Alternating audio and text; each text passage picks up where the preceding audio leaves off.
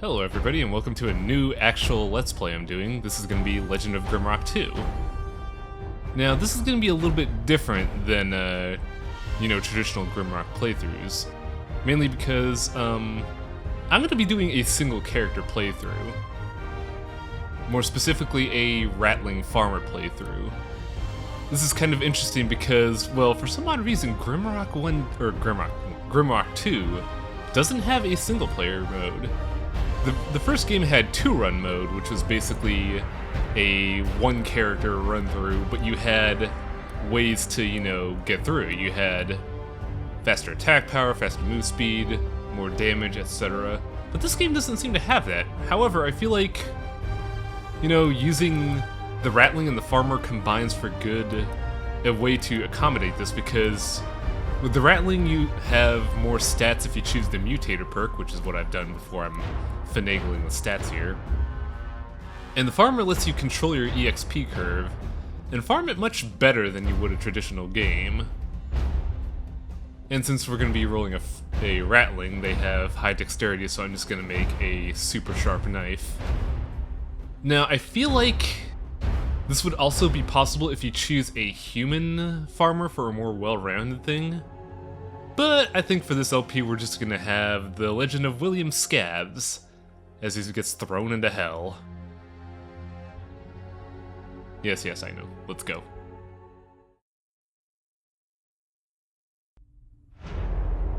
So if you're unfamiliar with the Legend of Grimrock series of 2 games, Legend of Grimrock is a story about I believe it's a country? It's either a country or a, some kind of empire that just, has a bit of a prisoner problem. They can't seem to just get rid of these prisoners fast enough. In the first game, 4 prisoners were thrown in a tower and they were just locked up. And they were promised freedom if they could, get out of the tower. In this game, it's happening again.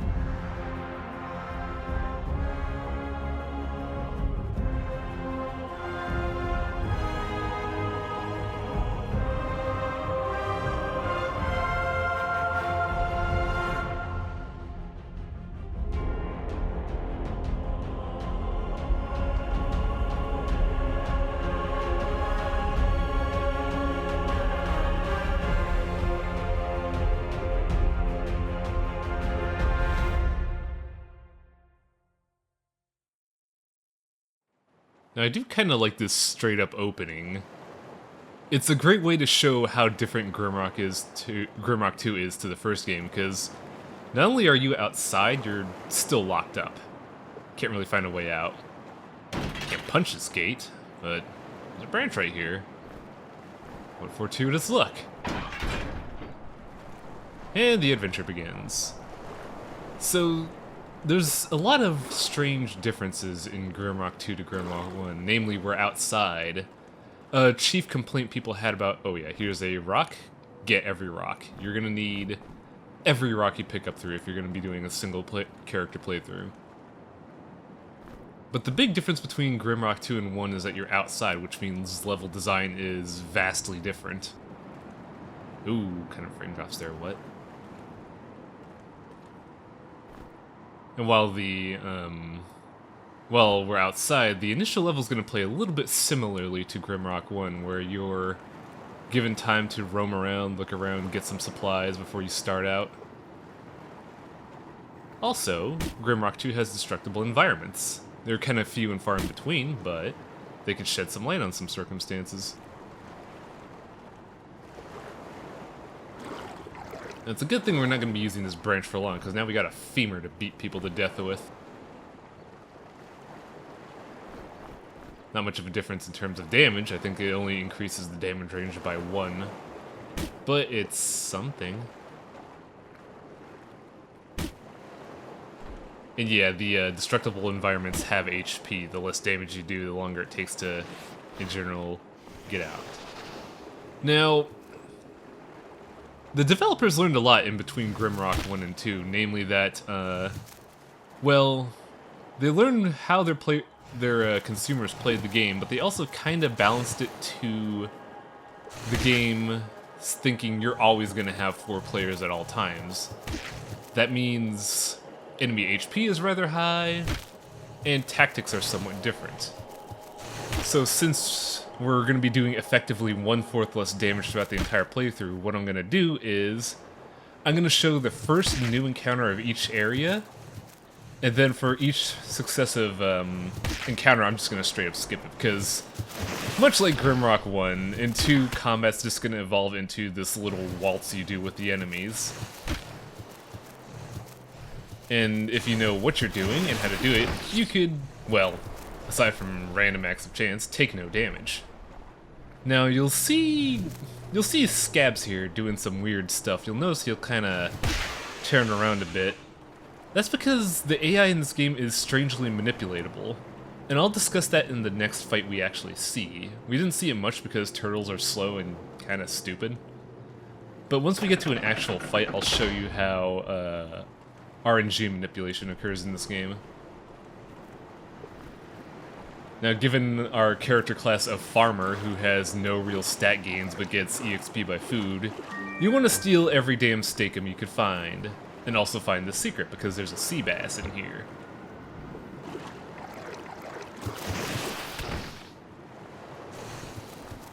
Also, there's some shoes, so if you do get hit, you have a little bit of defense against that. Now, on the Farmer, while they're, while they don't get EXP from combat at all, they get food EXP from eating. And it's a set amount. I believe for the first 15 levels, you get 1/6 your EXP bar from eating. There is no set value, you actually get a percentage. And from after that, it gets a lot harder to level up. But that basically means if you know what you're doing with this game, which we're going to see later in the series, you can kind of break the EXP curve of this game over your damn knee.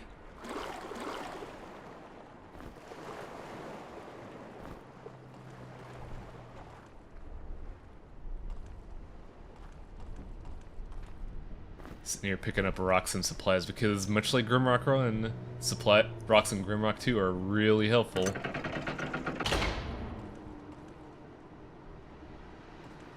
Now here's a funny little dumb way to solve this puzzle.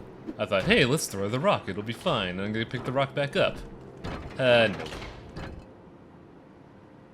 Just place the rock. Because if you press the button again, that closes the doors, which kinda messes with you. Now we picked up a letter, which is basically the head of the island mocking us. But we also get accosted by these turtles. And also, a while ago we picked up darts. Well, missile weapons in general, I find them kinda in an average Grimrock playthrough.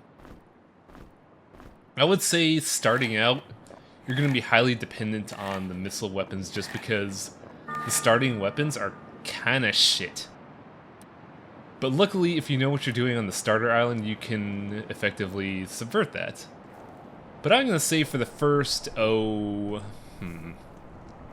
want to say the first good 30 minutes of the game, you're going to be using the club and the branch. So for the solo playthrough, the missile weapons are going to be very useful. Just because their damage range is a good 5 damage up. Oh, good miss there. A good 5 damage up from the club. So you want to nail all those hits. And if you miss, well, life sucks.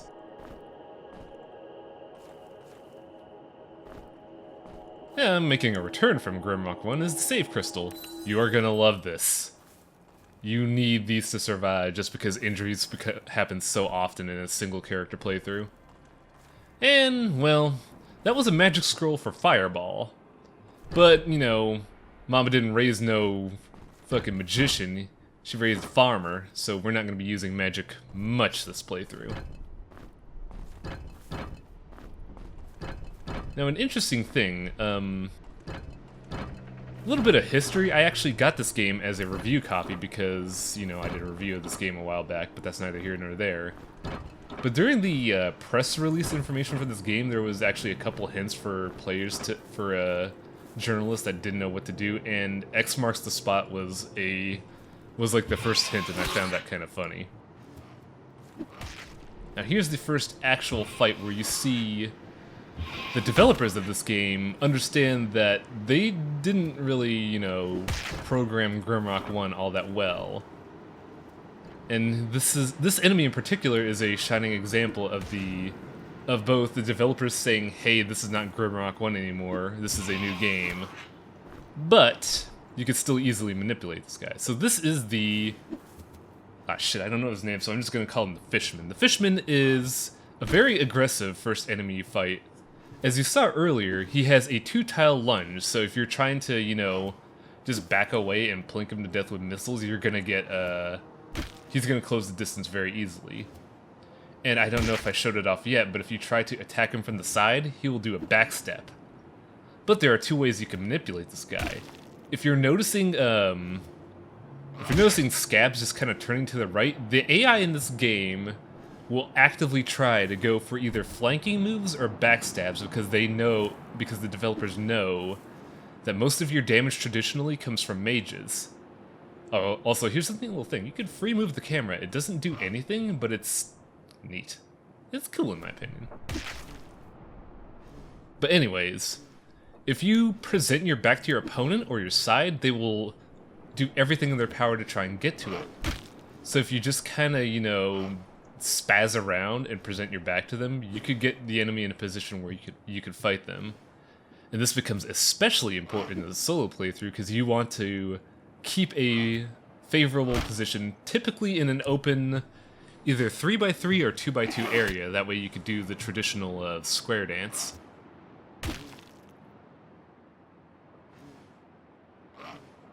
Now, unfortunately, these fights are going to take a good while until we get a certain weapon, because the club's not a good weapon for the first few parts of the game.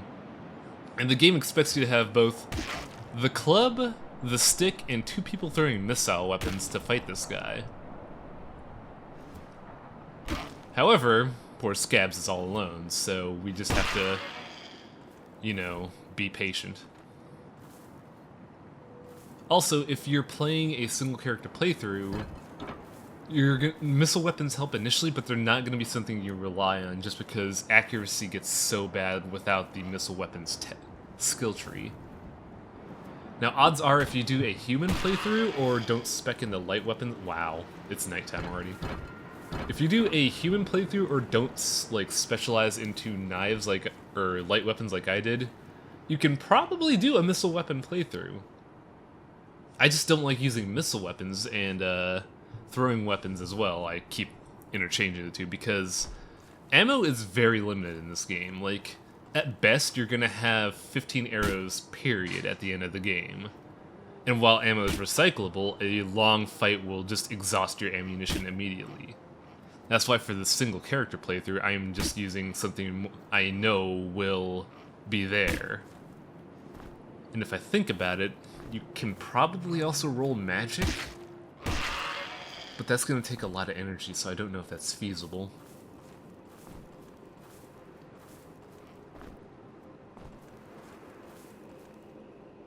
If you notice me picking up plants and alchemy ingredients, alchemy is going to be very important. Now, I'm not playing an alchemist, so I can't fully exploit alchemy mechanics in this game. But even so, you still want at least 1 point in alchemy, if only for healing potions. But if you get max alchemy, you get access to even more stats for your character and multiple bombs. So I'm probably gonna max alchemy, not early on, but way late in the game. And I'm getting all these turtle steaks. This is crazy. Also, you've noticed that we're not getting a lot of inventory space, we're already almost full. But much like Grimrock 1, Grimrock 2 has the bag system. Bags are going to be very important to you. Just because that 9 extra inventory space means you have a lot more room for supplies. And if you're playing, if you're playing the farmer, that means you're going to be hoarding a lot of food.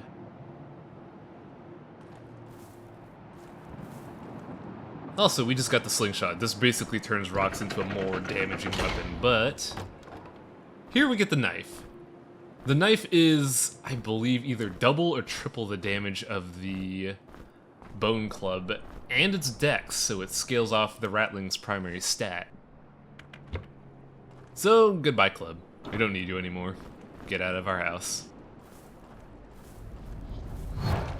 Now things are gonna But now that we've gotten a knife, things are gonna ramp up really quickly, because from this point, I'm gonna go into motions to cheat a little bit and get a weapon that will make this playthrough way more tolerable up until the midpoint of the game. But as you can see here for this first blow, 9 and 17 damage, which is a lot more than we were doing with that stupid bone club.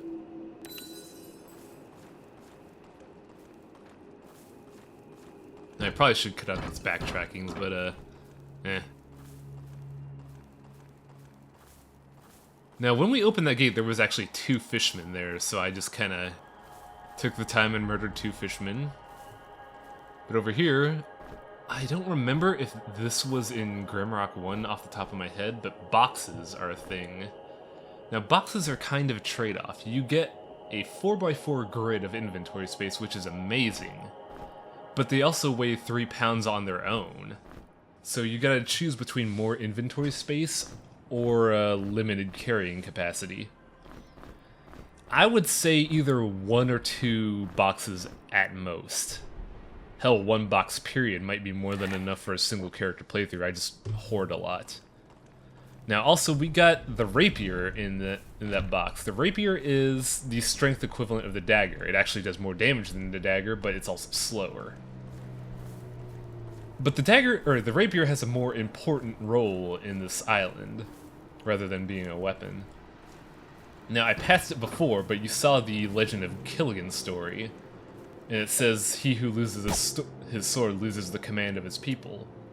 That's a very subtle puzzle hint for this.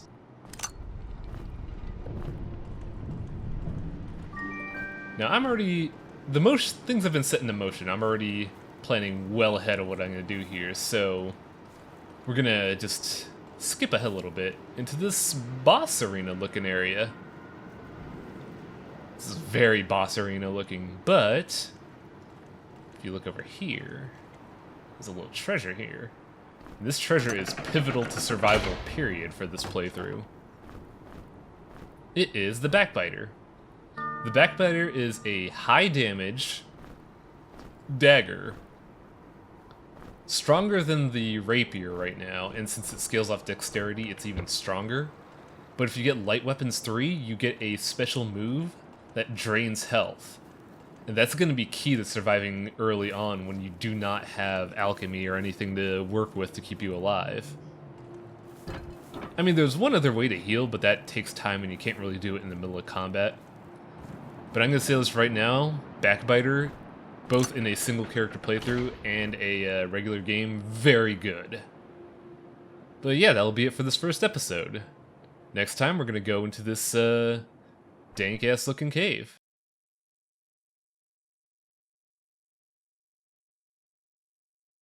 And I actually had an original playthrough planned for this, but the footage died, so I had to restart from square one. So next time, Halls of the Dead. I'll see you there, folks.